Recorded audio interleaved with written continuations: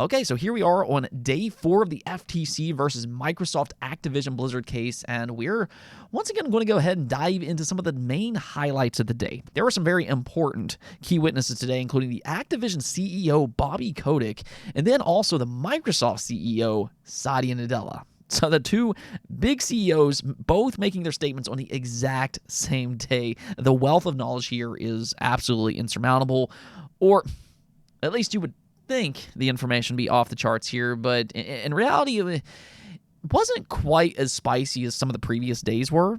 Now, there, however, was still some very important things that happened here, which, of course, we will go over, but it really seems like the FTC had two main goals today, and that was to define the high-end console market. They still want to exclude the Nintendo Switch as a PlayStation and Xbox competitor because, you know, that contract, it kind of destroys their case.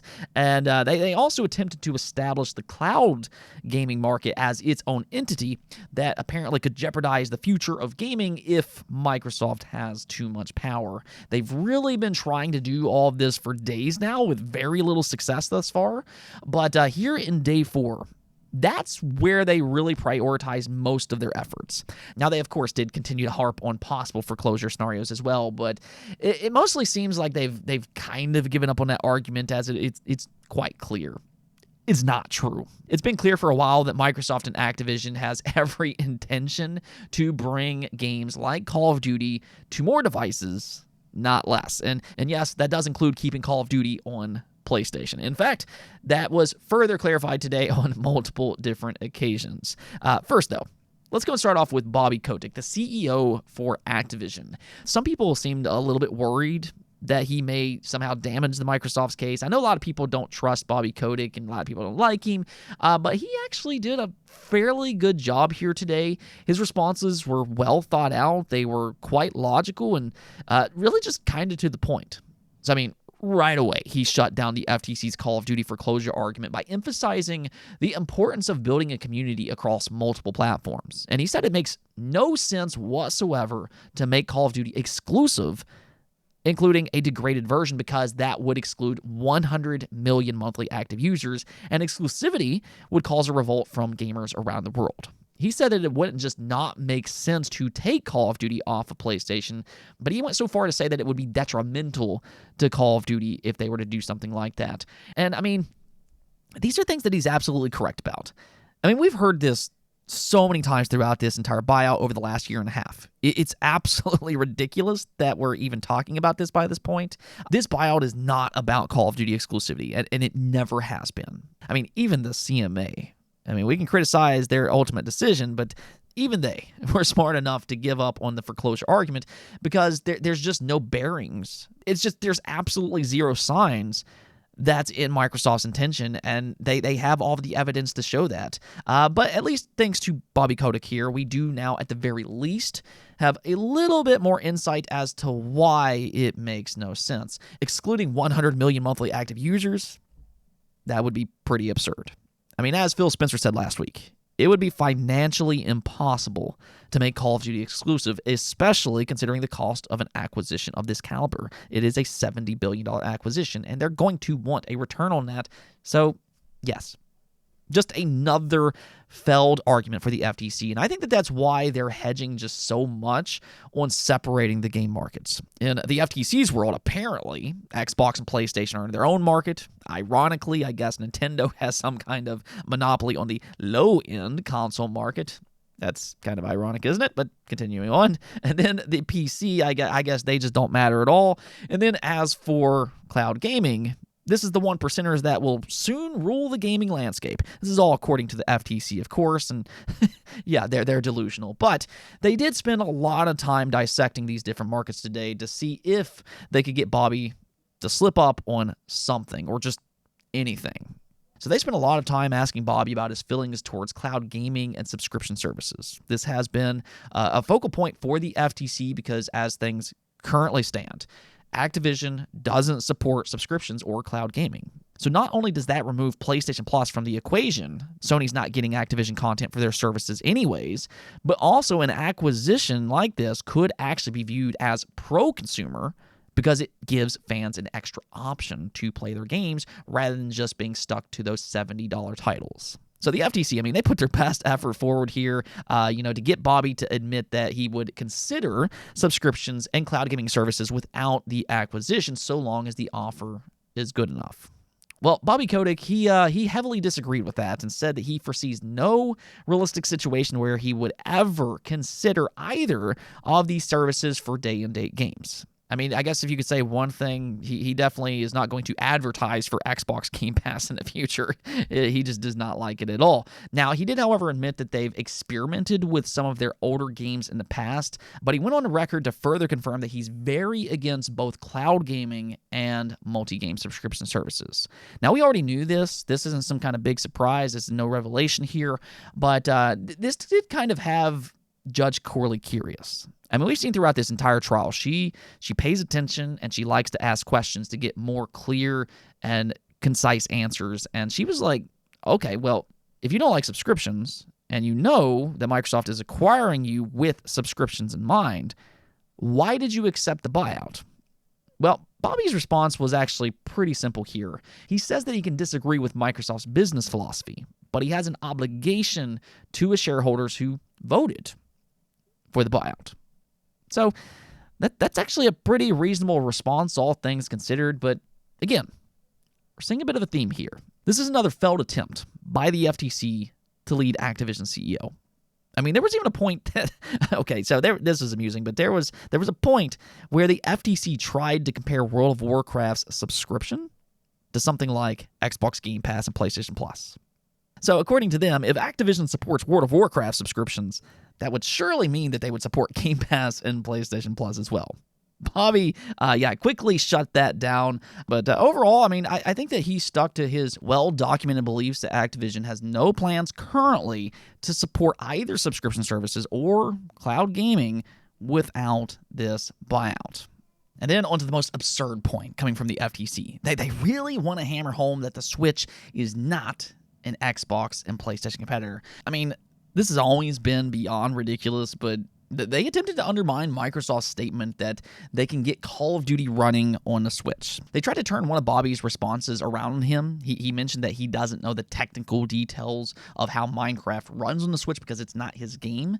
So the FTC, they tried to turn that around by saying Microsoft can't possibly claim that they can get Call of Duty running on the Switch then because it's not their game either.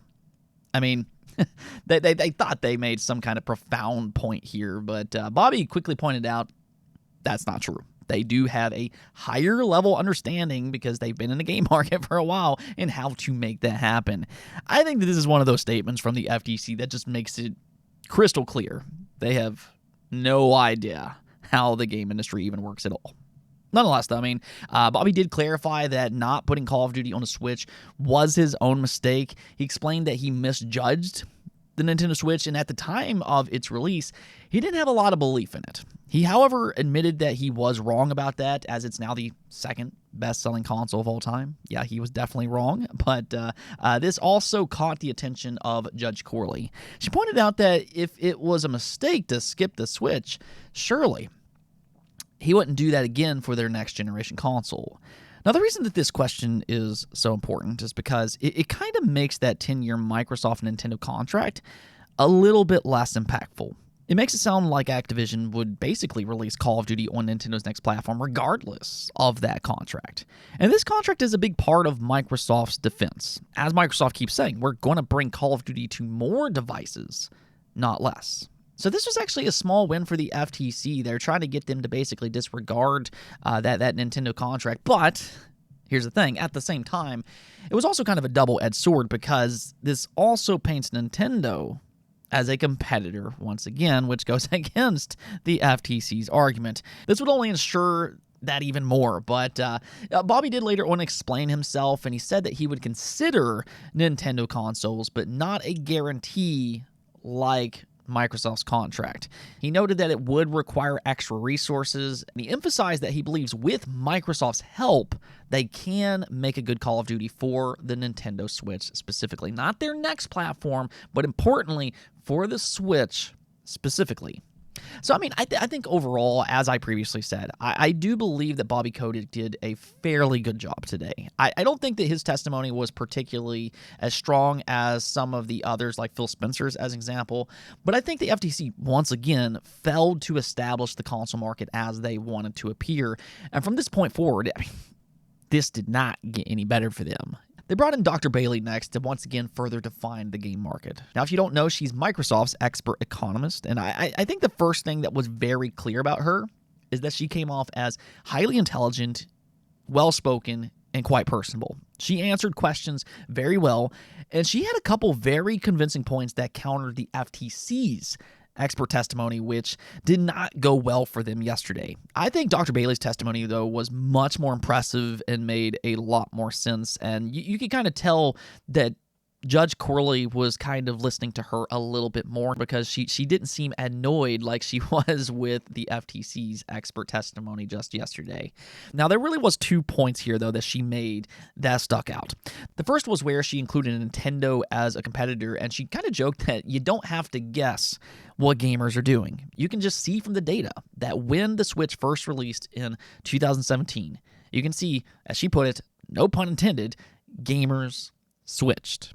Both Xbox and, interestingly enough, PlayStation's user count and time spent on their consoles decreased throughout the next 10 weeks. So, I mean, for a console that's apparently not a competitor, as the FTC likes to claim, it's very interesting that the Switch impacted both the Xbox and PlayStation negatively.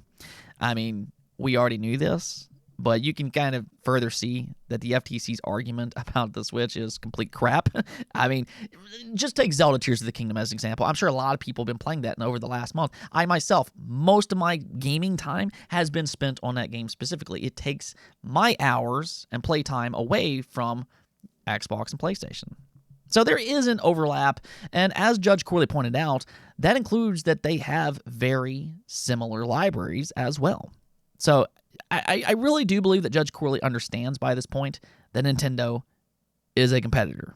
Again, just another failed attempt by the FTC to define the market, and that also goes for cloud gaming. Dr. Bailey made it clear that her data shows that only 1% of hours played by gamers are on the cloud, and on Xbox Game Pass Ultimate, only a small fraction uses cloud gaming, and hours played were even smaller there.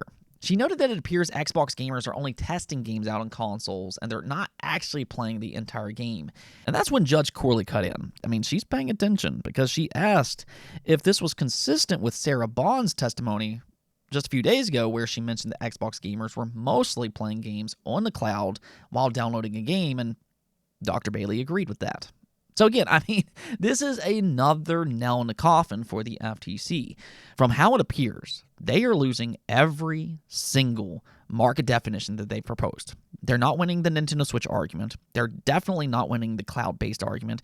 And even with subscriptions, it doesn't seem like they have much of a point there either. And that is a huge, huge loss for the FTC.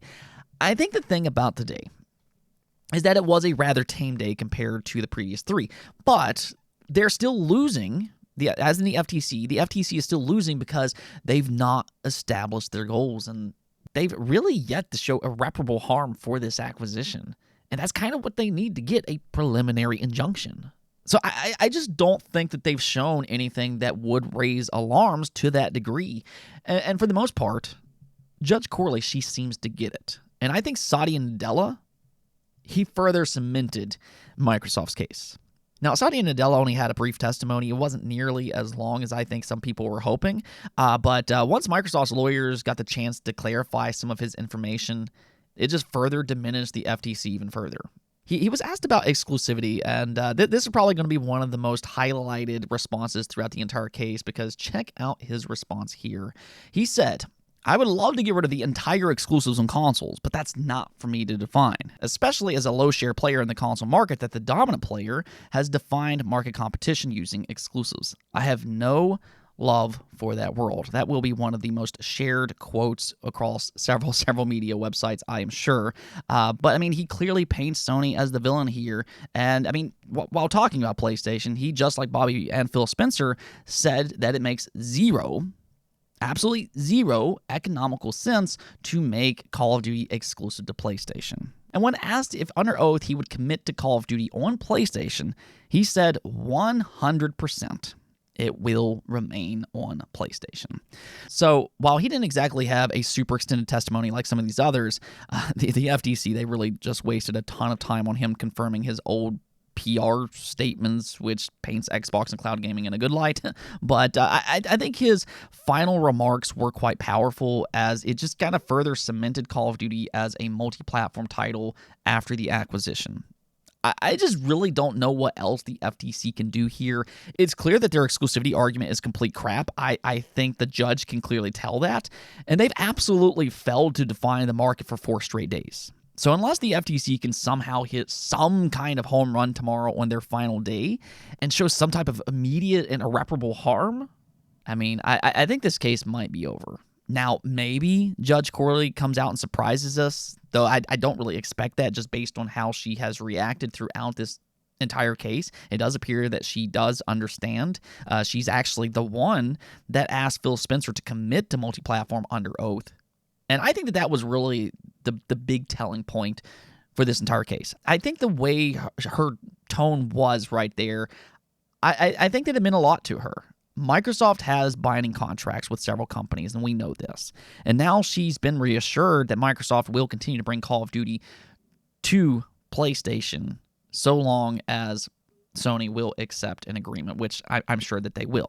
So, I mean, we'll see what happens tomorrow, but I think the FTC so far has failed in establishing their goals. Nothing about their case has been overly convincing, and that's what they needed to win a case like this. They needed something convincing, but for 4 straight days, they've got no major victories. I mean, nobody's shocked by this. This case has always been bizarre. It's more or less the FTC pushing their idealistic views against big tech mergers. They're not following the law, and that's kind of where we are. That's how you lose in a federal court, which is why the FTC never wanted to go to a federal court. But that's kind of where we are now. I think that's kind of it for this video, though. Again, hopefully these videos have been helpful for those that's been unable to listen into the live case. I understand they're very long. It's hard to get into as well. But hey, I mean, the good news here is that we're almost done. This is the end game. We've been at it for over a year and a half. So yeah, do stay subscribed as we hear more testimonies tomorrow. And actually, we could get those final results as early as next week. That is the reports that are going around right now. As always, though, do stay subscribed. And yeah, until tomorrow, peace out.